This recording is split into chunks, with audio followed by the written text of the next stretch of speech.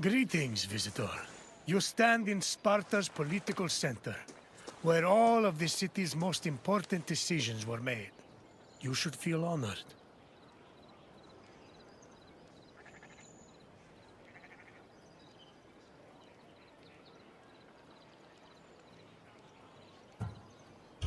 Spartans may be unequaled on the battlefield, but some situations are better solved by a meeting of minds than a clash of swords. Not many, mind you, but some.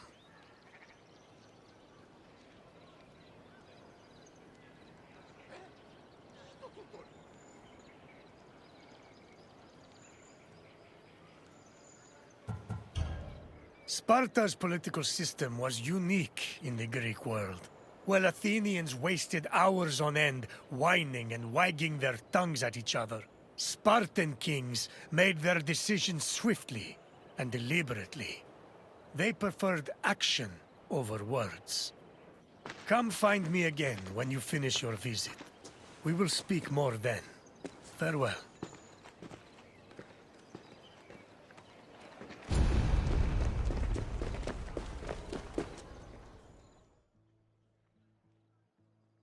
Sparta's political system differed from most of Greece's.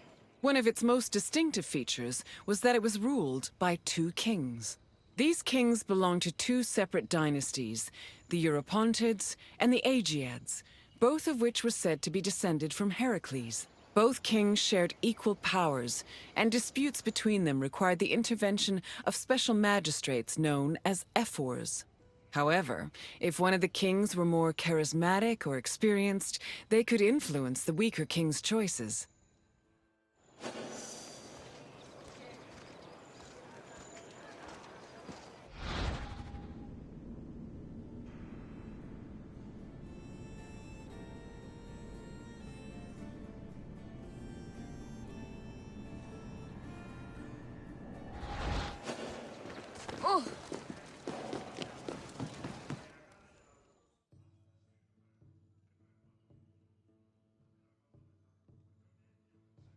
Spartan kings had several responsibilities and functions. As lifetime magistrates, they were technically Sparta's priests and strategists, and their duties encompassed everything from politics to justice. Originally, both kings would lead military campaigns in times of war.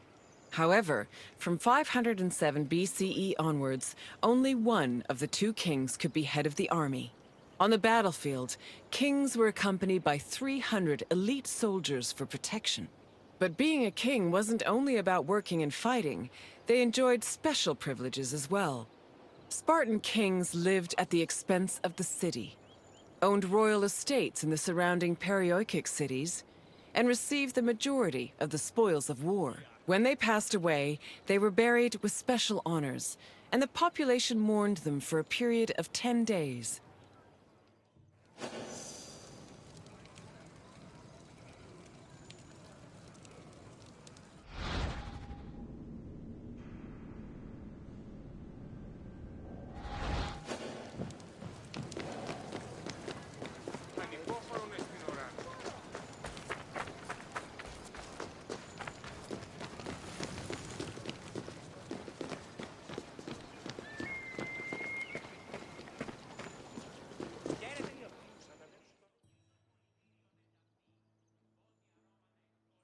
The kings of Sparta enjoyed many important religious honors. They were in charge of sacrifices, both during military campaigns and at home. The kings received double portions of the meat at all communal meals, and they were also the first to pour libations. They also personally conducted public sacrifices as priests, which helped remind their subjects of their divine connection to Heracles and Zeus.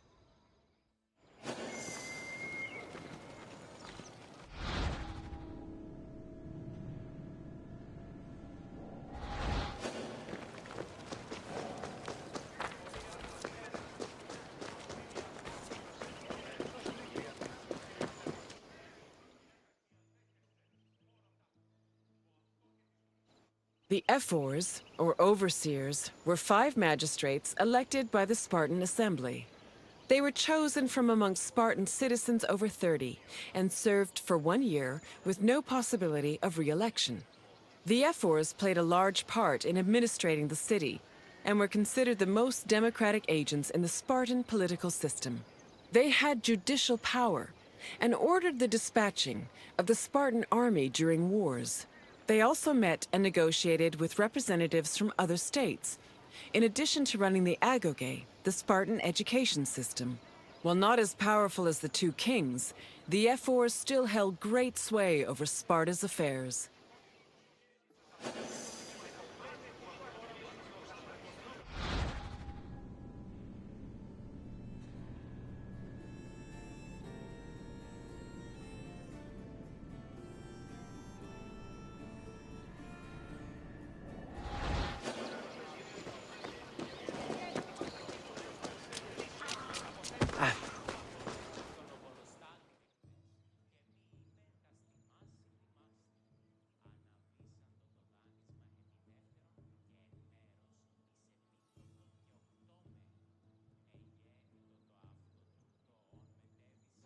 The Gerousia was the Spartan Council of Elders.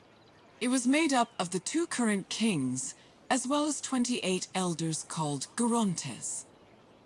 They were Spartan citizens over the age of 60, the cutoff age for military duty. They were elected for life by the Spartan Assembly. The Gerousia, similar to Athens' Boulé, handled legislative and financial matters. It could submit bills and motions to the Assembly, and could also cancel Assembly decisions with the power of veto. To ensure that the right of veto did not weaken the Assembly, Ephors were introduced to keep the Gerousia in check and maintain a steady balance of power. This allowed Sparta to include more just elements in its political system.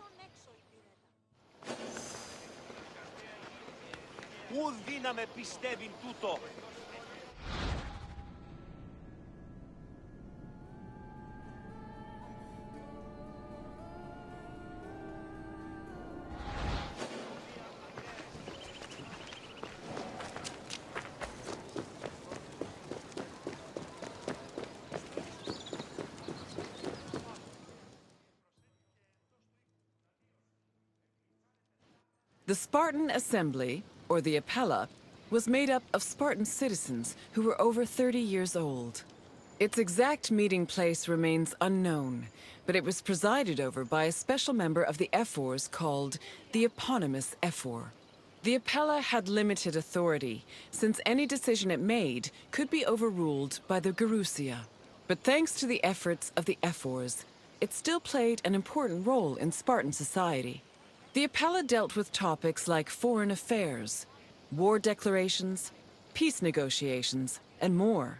They also elected Ephors and Gerousia members, and could both grant political rights to foreigners and remove them from Spartan citizens. Unlike the myriad sources on the functions of the Athenian Assembly, the exact details of the Apella's decision-making process are unknown.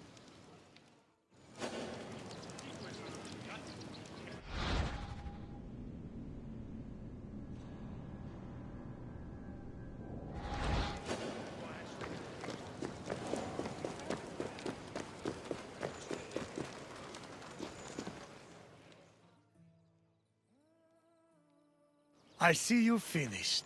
I hope you feel more knowledgeable about the inner workings of Spartan politics. Our way of ruling was not conventional, to say the least. But it served our purposes well. What would you like to do?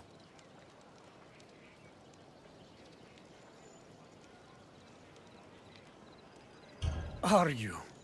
We shall see. Let's begin. What was the name of the Spartan Assembly? No. Although Ephors helped the Assembly reach decisions. Keep trying.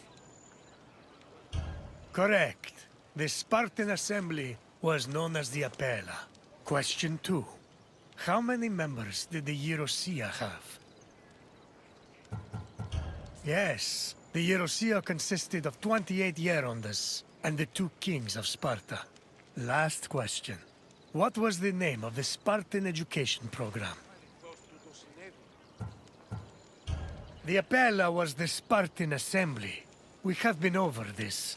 Try a different answer.